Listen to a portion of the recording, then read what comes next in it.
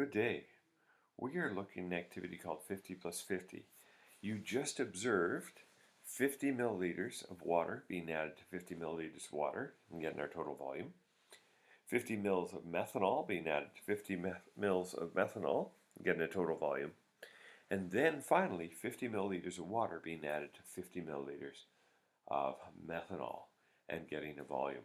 Now I know the camera was not good at picking up the volumes, so you're going to have to trust me, but the lab assistants are more trustworthy than me, so I'm sure we can count on them.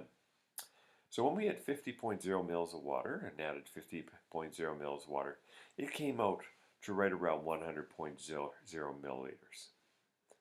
When we had the methanol plus methanol, it came out right around 100 milliliters of methanol. But here's the strange part. We went 50 milliliters plus 50 milliliters, and we only got 96.0 milliliters. So if you're doing the math, you can see we came up 4 milliliters short. It looks like we lost 4 milliliters of volume. It did not come up all the way.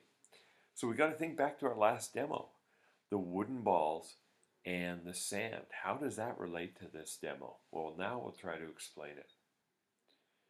In all cases, we'd expect to get 100 milliliters. In A, we lost 0. In B, we lost 0. Now, often when we do it, we might be down by half a milliliter or so. And we could explain that by maybe a few drops got left in the graduated cylinder. But we can't explain a loss of 4 milliliters. That's simply too much.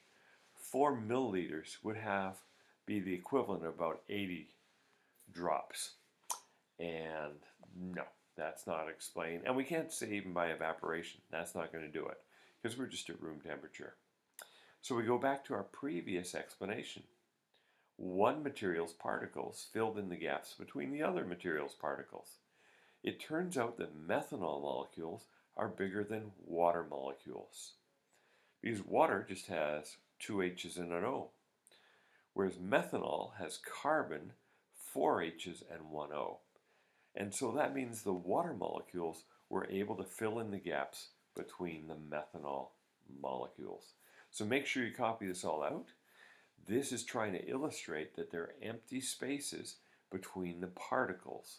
And it doesn't matter if it's solid, liquid, or gas, there's empty spaces between those particles. Now remember, that's one of the 5 points of the kinetic molecular theory. So remember these videos and these notes.